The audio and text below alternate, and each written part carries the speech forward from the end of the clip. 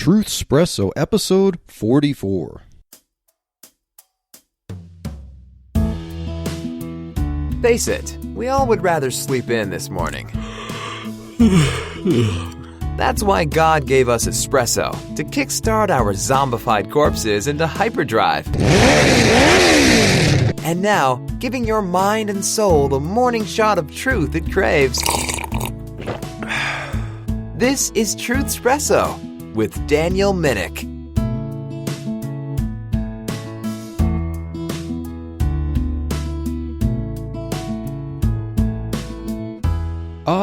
Interest. Something that we love to see on those statements of our savings accounts, earning money over time with our money sitting in the bank, while at the same time, something that we just can't stand to pay. It's painful as we are paying our mortgage and paying a loan. Hi, my name is Daniel Minnick, and welcome to Truth Espresso. I hope you are having a wonderful day as we go through these uncertain times with coronavirus and lockdowns as we try to figure out together what really should be done about this. How long should it last? Has the government overstepped its bounds? Or what kind of trade-offs do we have for our own security and preventing the deaths of people? And is the government shutting down the economy something that's worth it? And I will leave the answer to that for possibly a future episode. But for now, as we are continuing our series on basic economics from the Bible, from a Christian perspective, we get to the topic of interest. So the title of this episode is Interest, God's Money at the Right Time. So what is interest anyway? I mean, why do we either earn it in a savings account or do we have to pay it when making mortgage payments? I mean, some of this, doesn't it kind of make sense that money over time commands more money? I don't know. Well, let's get into that. So if we have to come up with a definition of interest, well, basically interest is a recurring rent payment on a sum of money. So let's think about a comparison here with renting an apartment. You know, if some of you might be making mortgage payments on a house, that's also apropos for understanding interest. But let's first start with the analogy of renting an apartment or a house. So when you rent an apartment or rent a house, you pay money every month for the privilege of borrowing and using that place that someone else owns. So remember that just because you're paying rent on your apartment, you don't actually own that piece of property. The same with your renting a house. You are paying for the privilege of living there. You're paying for the privilege of being able to use it for your own needs. But someone else owns it, and that payment, that recurring payment, is a just payment for the privilege of borrowing someone else's property. And now let's think of other types of rentals. You can rent a tool such as an industrial strength aerator from Home Depot or Lowe's for your lawn. You're not buying the thing. You pay less than you would if you were to buy it and obtain ownership of that industrial strength aerator for your lawn. But if you don't really need to own your own aerator, you just want to use it for an hour or so, then you pay this smaller amount of money for the privilege of using that tool that is owned by Home Depot or Lowe's. Of course, you can also rent a hotel room. Now, usually we don't use the word rent when it comes to a hotel room. We just talk about paying the $90 or so to stay the night at a hotel room, and that payment goes not only for the privilege of using the room, but also to pay for some accommodations or maid service and so on. And spending a night in a hotel room, if it's just one night, that is more expensive for that night than you would renting a house or an apartment for a month. The per night cost is significantly higher, but there's, of course, a reason for that, and that reason is time. And so thinking about this comparison, interest is a lot like rent. But why would interest be a lot like rent? I mean, we're talking about money on top of money.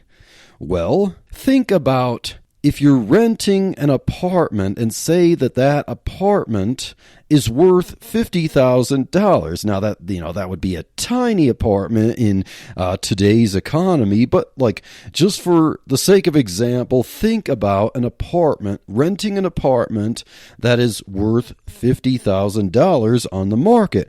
Now, your rent payment for the privilege of using that property, that apartment owned by someone else, would be similar to you borrowing the use of $50,000 itself to use for whatever you might want. You can use it to start a business, or, even if you were to borrow that money and somehow splurge it on some serious luxurious vacations and make yourself go bankrupt. The point is that if you were to take $50,000 and borrow it, what you're using is someone else's property. And so just like an apartment that once you are done using it, having the privilege of using it, you relinquish your use of that back to the owner, and what the owner has used, what the owner has obtained is money from you for the privilege of using that property. So think,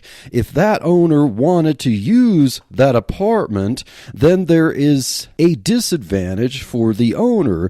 If the owner is letting you have the privilege of renting that apartment, but the price of allowing someone else to use property that you own becomes the rent money. Otherwise, there would be no advantage to letting someone stay there for free and accommodating the expenses there for free and repairs for free, unless you're a close family member or someone that the landlord intends to help out of the goodness of his or her heart. There are people who do that, but otherwise, for a complete stranger who is unfamiliar with the renter or with the apartment owner, what makes letting you have the privilege of using that worth something to the landlord is to have you pay money for the privilege of that and pay a recurring payment over time in a contract or month to month.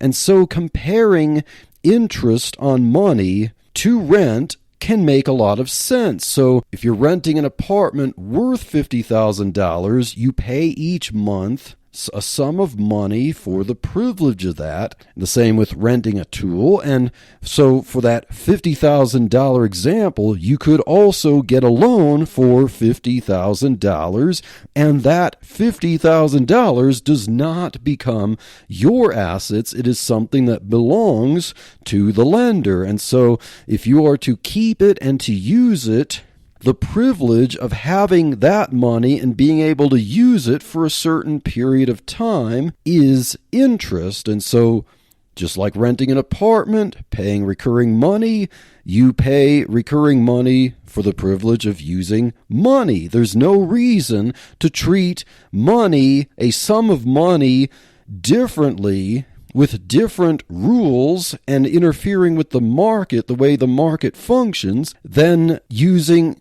property like an apartment or a tool. So I hope you understand the comparison there, the picture there, and to understand why interest on money works. It doesn't matter if it's a sum of money or if it is a piece of real estate. Recurring payments, such as a small sum of money, a relatively small sum of money, is the cost of renting something or the privilege of borrowing something over time. And so interest on money is actually a price in the market. So interest, being a lot like rent, is the price of money over time. Now, I've been reading some books and some articles on economics, and recently I have encountered works, videos, and articles by a Dr. Shawn Ritenour, who has a PhD. Dr. Shawn Ritenour is a professor of economics at Grove City College. He has also served as an economist for the United States Bureau of Labor and Statistics. He has a BA, a Bachelor of Arts in Economics, from Northwestern College in Orange City, Iowa, and a PhD in Economics from Auburn University in Auburn, Alabama. He is also a member of the faculty of the organization, the Foundation for Economic Education. And I have been reading his book with delight called Foundations of Economics, The Christian View. And I have the Kindle version of that, and I've been reading his chapter about interest, and Dr. Ritenour makes some pretty astute points and some observations to explain the function of interest on money in the economy. And so I will read two sections from his book on Chapter 8, entitled Interest and Profit. Dr. Ritenour says, quote, "All production takes time." Oh, really? That makes a lot of sense. Now, continue, quote, "To engage in production, people must sacrifice present goods in order to obtain the use of land, labor, and capital goods, which are used to produce a good which can be sold in the future. All production, then, involves exchanging present goods for future goods." And as an aside, that sounds a lot like Say's Law, which I'd like to get into possibly next episode in the series when we talk about the business cycle or boom-bust cycles, how the Bible explains really what a boom-bust cycle is. Even Jesus himself gave an example that economists would do well to take as an example for how to understand what causes boom-bust cycles, and that we can actually understand as Christians that there really truly is no reason that we should have these booms and then these big, large-scale recessions and depressions if governments and people followed biblical economics. But now, let me continue the quote from Dr. Ritenour's book, Foundation of Economics, The Christian View. Quote, "All production decisions include considerations regarding the concepts sooner and later," unquote. And so the concept of time is very important to the concept of interest as it relates to money, because something is more valuable to you today if you have access to it, if you can use it for something good today, versus if you have to wait in the future.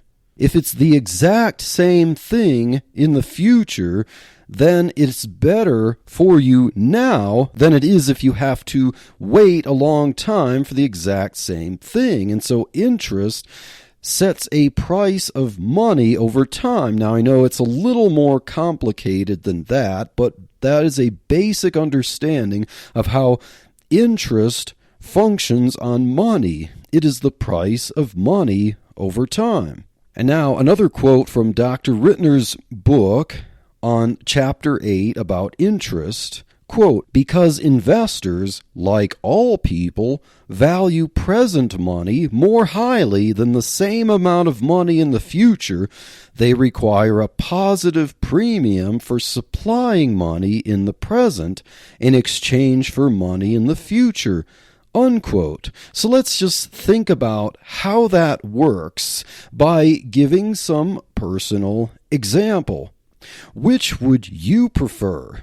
Let's say that you're getting $10,000. You have a choice between getting $10,000 right now all at once or getting $200 each year for a period of 50 years. So what is worth more to you? What has more utility to you? $10,000 all at once right now or $200 each year. Each year you have to wait and you get a measly $200, but over 50 years you will have eventually received $10,000.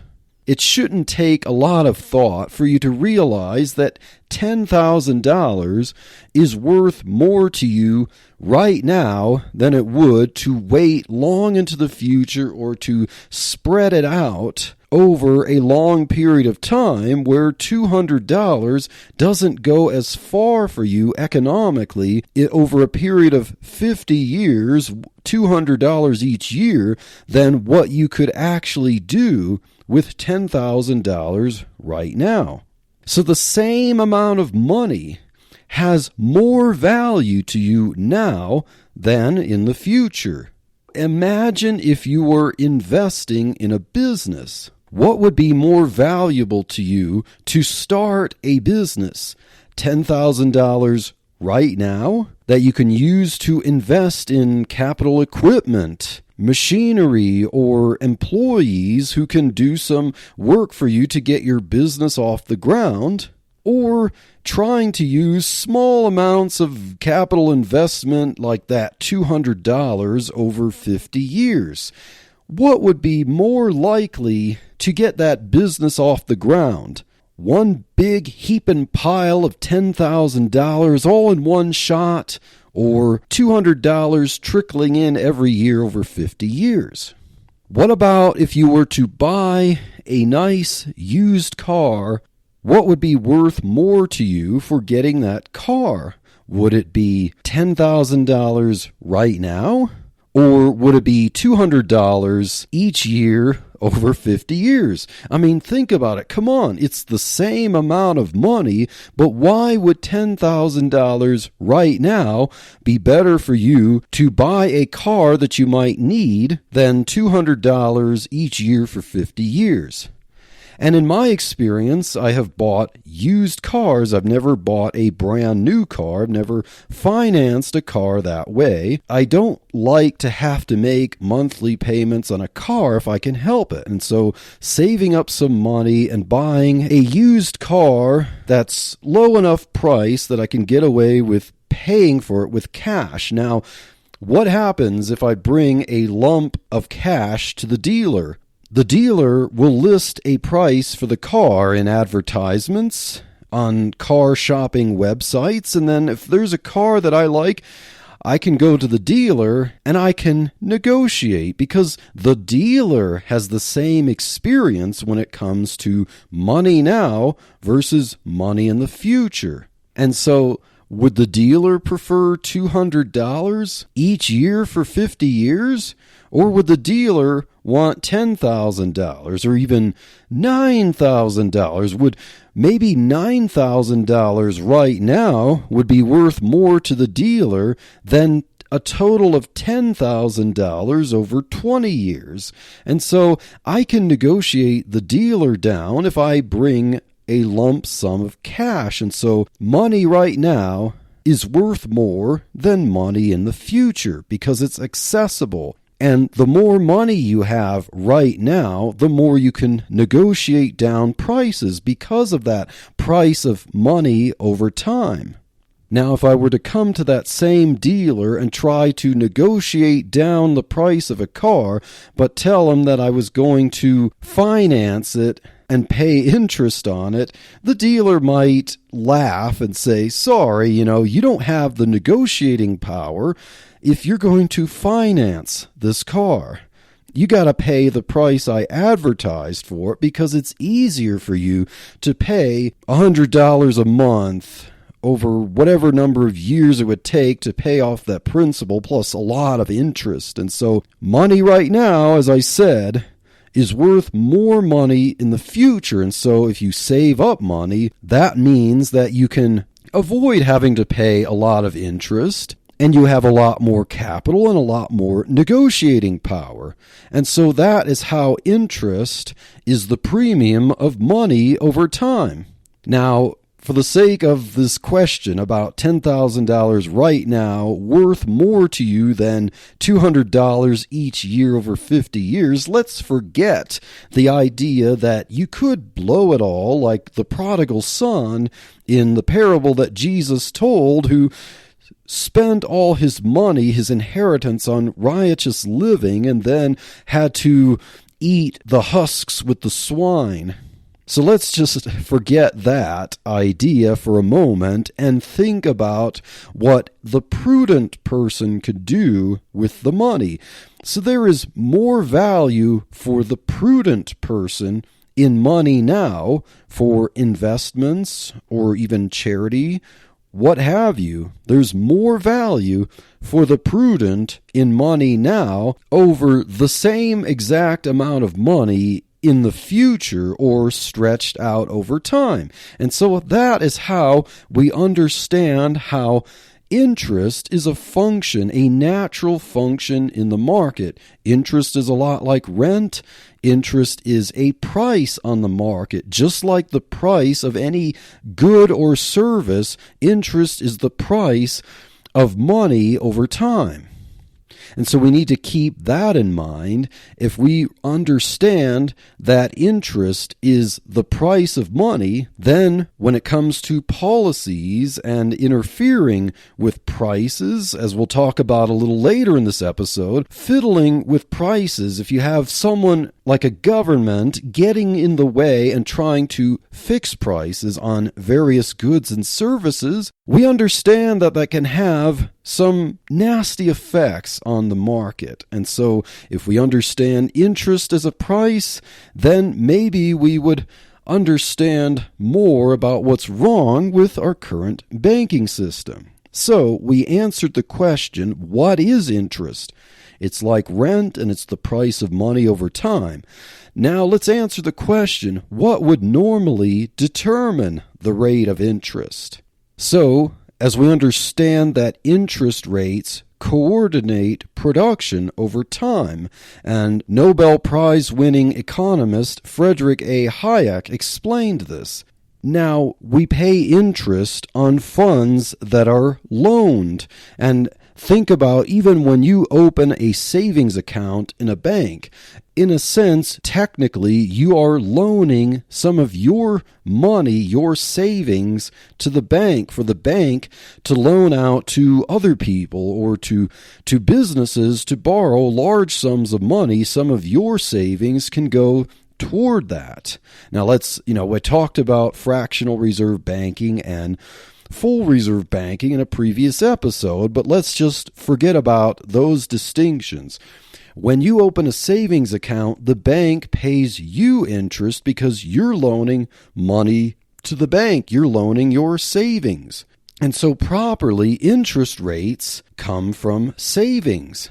The smaller the savings that someone has, the more likely access to money is needed, and the higher the interest rate that's needed on a smaller amount of loanable funds. So let's just take, for example, let's say that you're not a very wealthy person, but you happen to have, by scrimping and saving, you have $1,000 that you're saving for a rainy day. And you feel that there is a strong likelihood that you could at any moment have to dip into this $1,000 savings. Now let's say some venture capitalist comes to you and wants to rent your $1,000, wants to borrow your $1,000. Now, do you think you're going to lend out that $1,000 to a venture capitalist for 1% interest rate? No, those meager savings that you have are worth a lot more to you because at any moment you might need to tap into that. So let's say you might be willing to lend that out if you were to charge, say, 20% interest. So every month, that venture capitalist, if he or she can do it, will pay you 20% for the privilege of borrowing that $1,000. Now, you might calculate the risk and reward because you stand to make a lot of money depending on how long that venture capitalist borrows your meager $1,000. I know it's a silly illustration, but the point I'm trying to make is that the lower the savings that's available, the higher the rate of interest needed for the risk and reward. The reward must be high because the risk is high. But now, for example, let's say you were rather quite wealthy. You were a millionaire.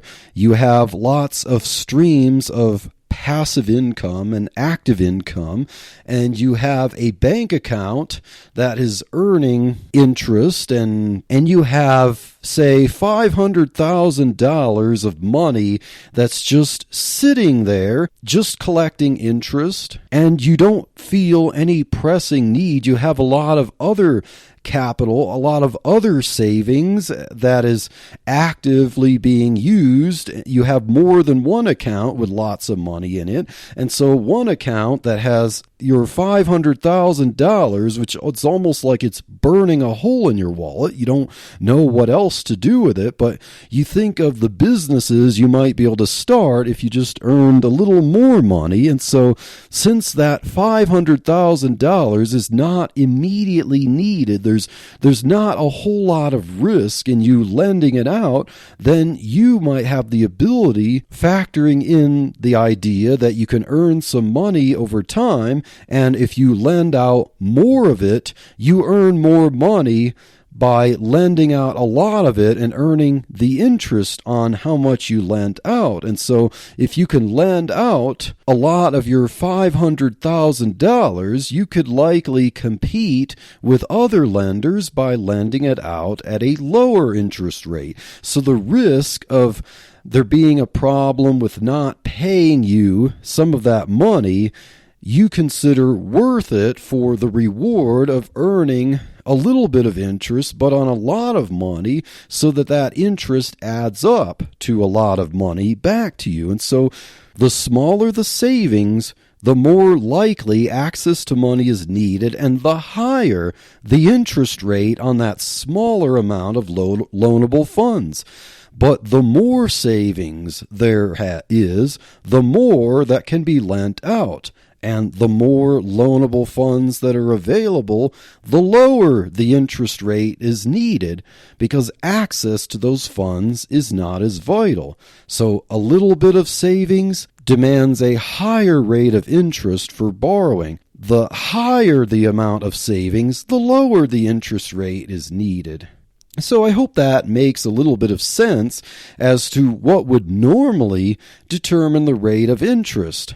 The more people save, the more there is to loan out. And that's how an economy would actually work in a free market. As people actually underconsume to build up savings, then the stock of the amount of money that's available to loan out increases and forces down interest rates. But then when people spend more money rather than save it, they consume more in the present rather than saving up for the future. The amount of savings reduces, which would then push up interest rates. So I hope that makes a little bit of sense for what should normally determine the rate of interest.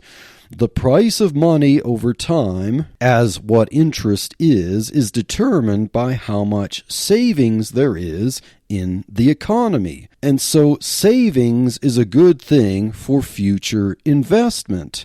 Now, a lot of modern economists would tell you that's not how things work, and they would be quick to demean savings as something that deprives people of money. Well, yeah, sure, when you save more money now rather than spend it on consumer goods, sure, there might be fewer people earning money in jobs, lower salaries paying for jobs, and fewer number of jobs in certain sectors of the economy right now, but those savings build money that can be lent out or invested in capital equipment that can grow thriving businesses. And so savings helps businesses in the future rather than spending funny money right now that can lead to ventures that are not profitable and go bankrupt. And so that was the answer to the question, what would normally determine the rate of interest? Now, let's talk about one obvious question as we get to what the Bible says about interest. Is it immoral to charge interest on money? Well, I hope as we have discussed things right now, naturally you might say, of course not. I mean, you made the comparison between $50,000 as cash and an apartment worth $50,000, and renting an apartment and renting money worth the same amount should be considered fair.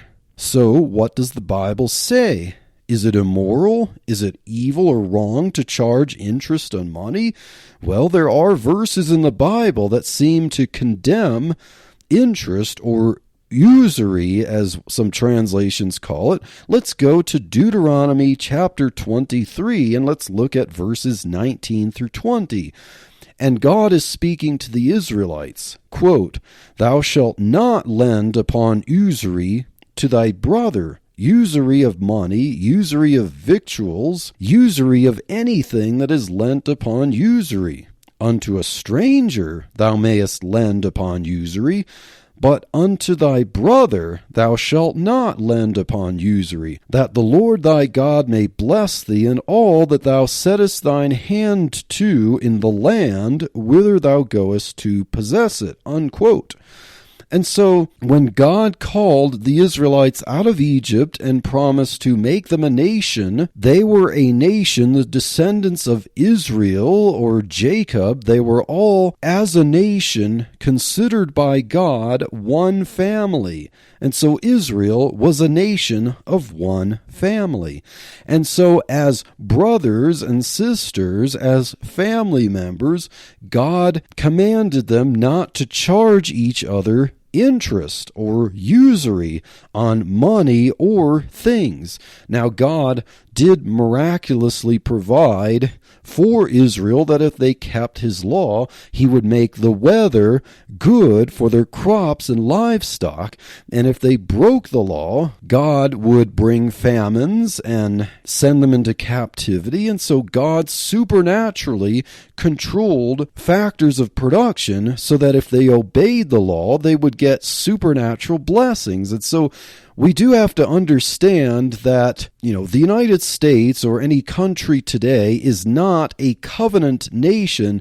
The United States is not covenant Israel or Israel in any sense of the word. And so we don't have those direct blessings from God that he would control the weather if we do the right thing. But we do need to take a principle from what God is saying to the Israelites here. He does not want them to charge each other interest because they are family.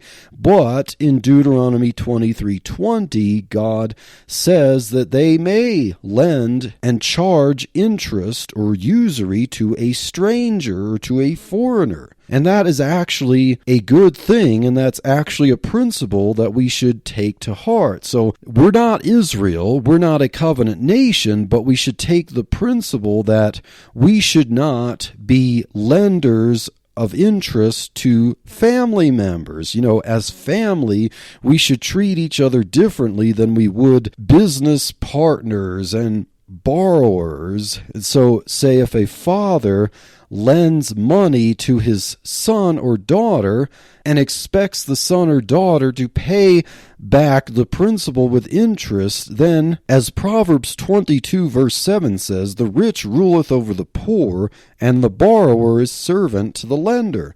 And so the Bible compares servants with sons, and servants with friends, and servants with family. So, in good principle from the Bible, we should not treat family as borrowers and lend them money and charge interest, because that can strain our family relationships. It takes away that family bond, and so I think that's the principle that God wanted the Israelites to have, always to think of each other as family and not as business partners or servants or borrowers. So it is best not to charge interest to family according to biblical principles, but interest according to the Bible is perfectly fine to charge to strangers. In fact, it's actually a blessing according to the law to Israel to be in a position to charge interest.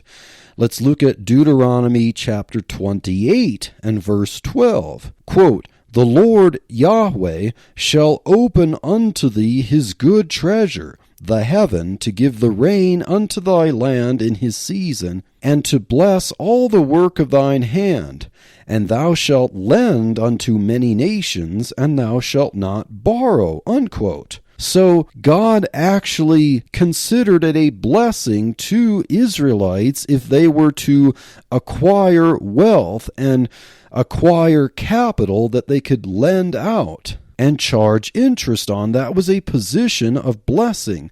Now it mentions here the supernatural provisions if they were to follow the law, but nevertheless, God considers it blessing if you save, if you accumulate wealth, and that you can use that wealth and put it to good use to lend out to foreigners, to strangers, not to family, but to other people, to make good use of your wealth. That is a sign of blessing. It is not a sign of evil. So don't charge interest to your family according to biblical principle, but you can charge it to strangers. And lending out money and charging interest is a sign of blessing and doing something good with your money.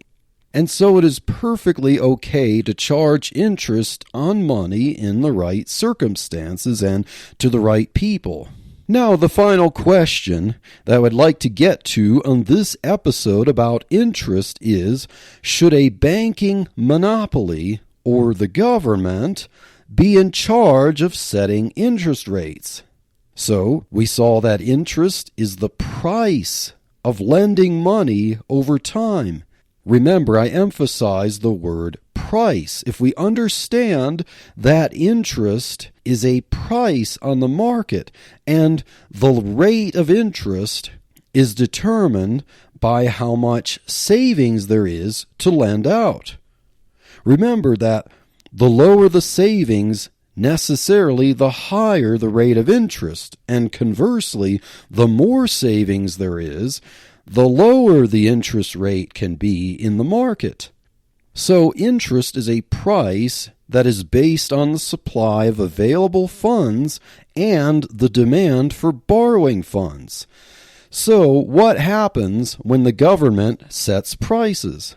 If the government sets prices too low, then often we have artificially stimulated demand and supply shocks. There might be more demand for that good or service if the government forces the price too low, and the supply is not able to meet that artificially created or stimulated demand. And now what happens when the government sets the price of something higher than would naturally be on the market?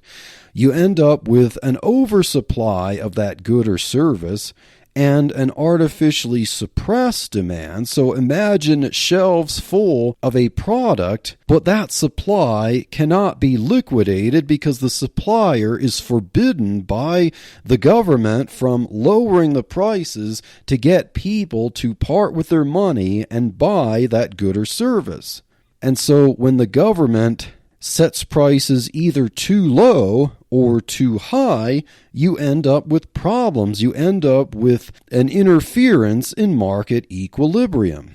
I was reading an article from the Foundation for Economic Education by a D.T. Armentano, and this article is called "The Economics of price fixing, and it's available from the FEE.org website. I will provide a link to this article in the show notes, but the article was originally written but made digitally available today.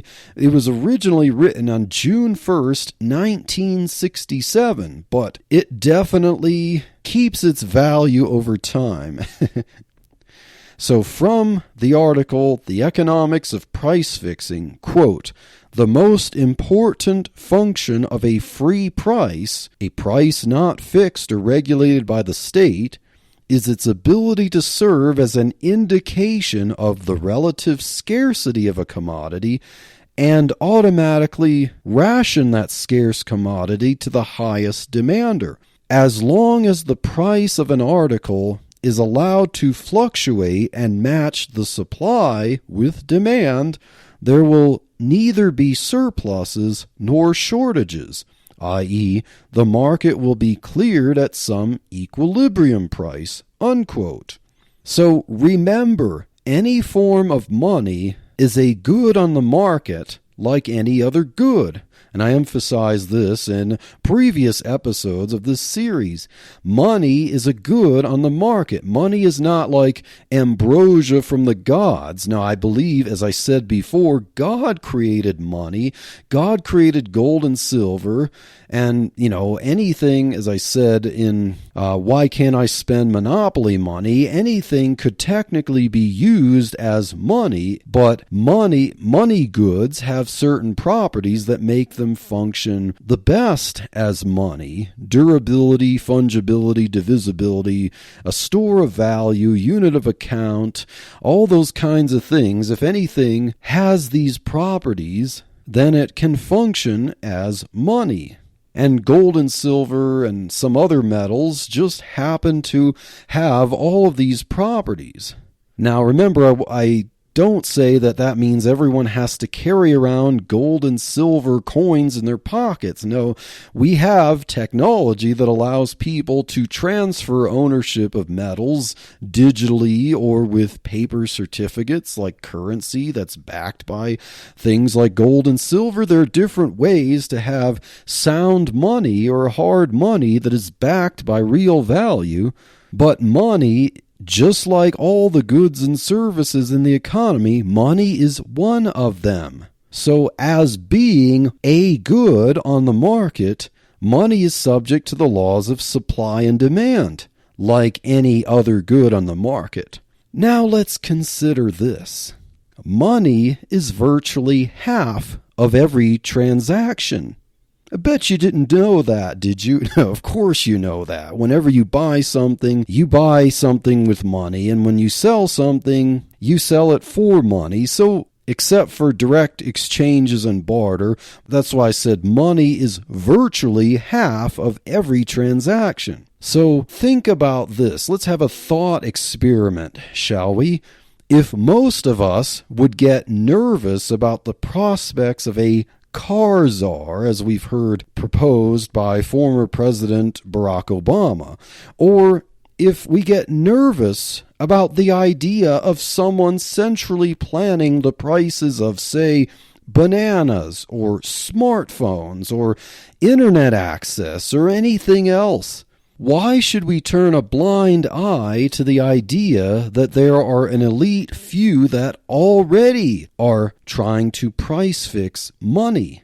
Why would we get up in arms about the government trying to impose confiscatory taxes on gasoline or limit the supply of gasoline? Remember, during the 1970s with the oil shocks, as there were price controls on oil that made it difficult for some people to get oil, and you had those long lines of cars having to go through the gas stations and on certain days of the week to get oil because the government imposed price fixing on oil, which then meant that they had to ration it. Now, we look at that now with disdain and with angst because it's the government getting in the way of the supply and demand of gasoline. But why then should we trust the government or some central bank, like the Federal Reserve, with setting the price of money, setting the supply of money, and setting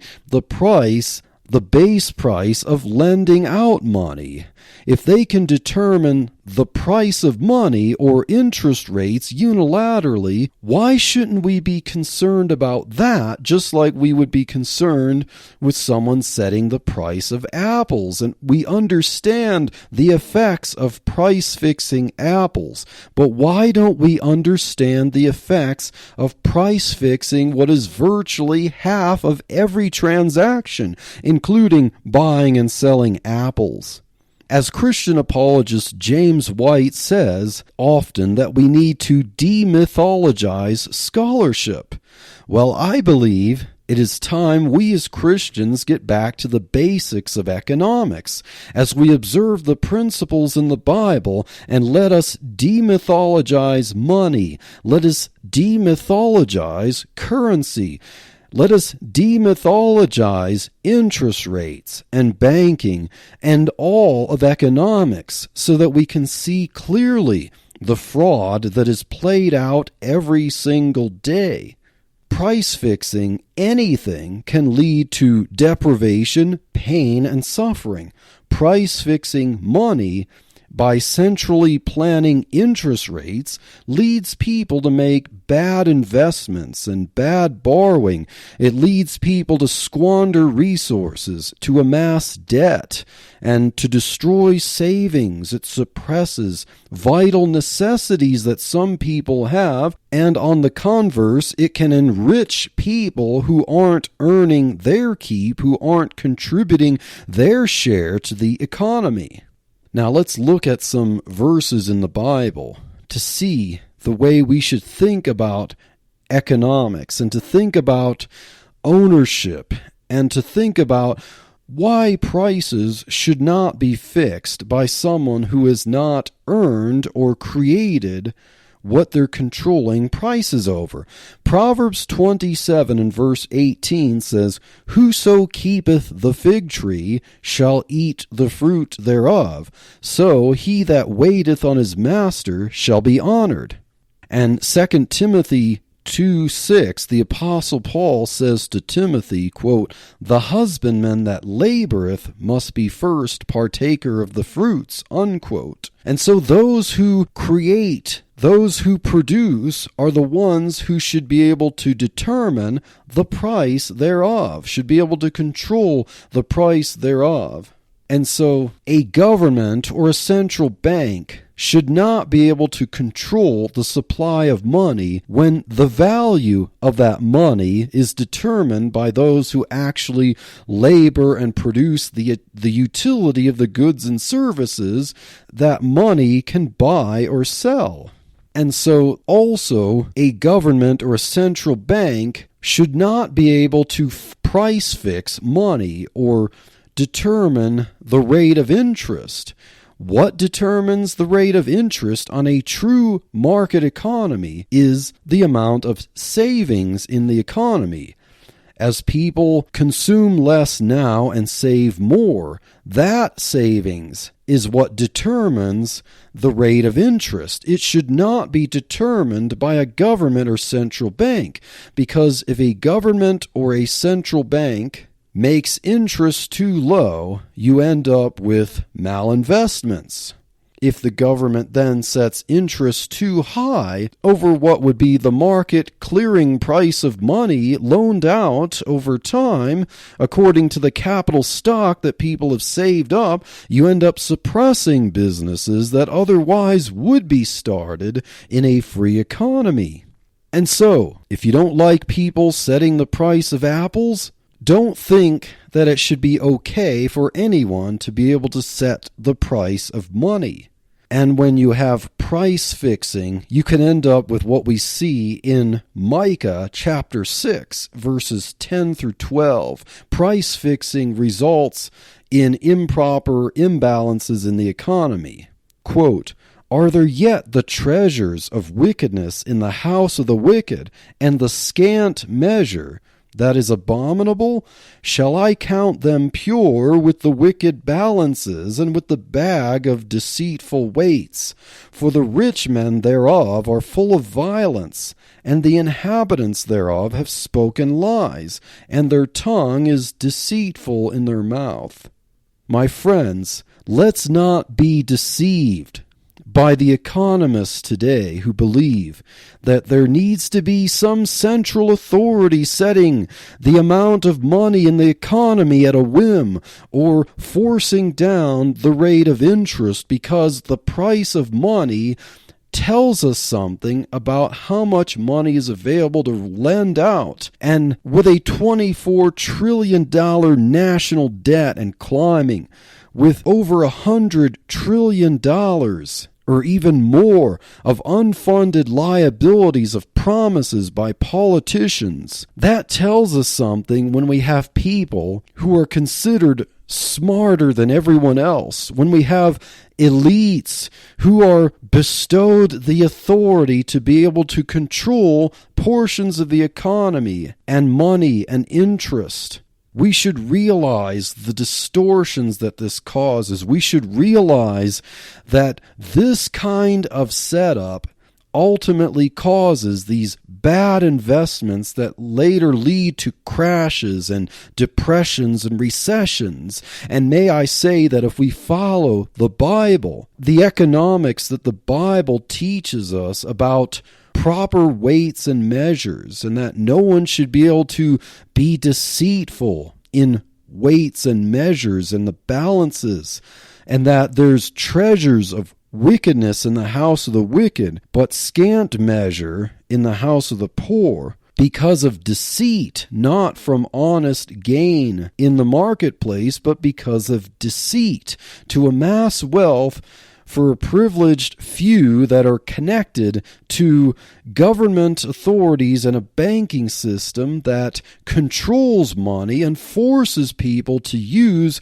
a money and a currency that they can produce at a whim and devalue, and then force interest rates down that communicates bad signals, incorrect signals about the price of money and how much capital there really is to lend out, that causes cycles. And the next episode in this series, I'm going to talk about what is the cause of nationwide or economy-wide recessions and depressions. Is it some natural function of the free market and the irrational activities of people in the market at large? Or is it caused by these same people who falsify the balances by deceit? And just like with the price of money, interest, when you fiddle with that, that is one key factor in why we end up with these large recessions and depressions. But who gets blamed?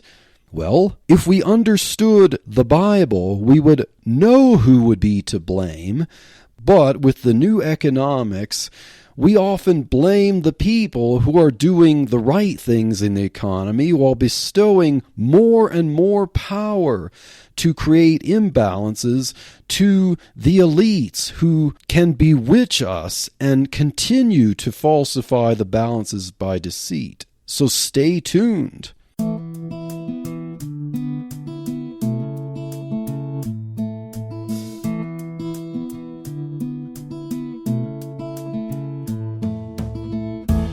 Thank you for waking up with Truthspresso. Good morning, and God bless your day. Hey friends, Daniel Minnick here again. If you liked waking up to this episode of Truthspresso, I would really appreciate it if you would rate it on Apple Podcasts, Stitcher, or whatever application you use to listen to Truthspresso.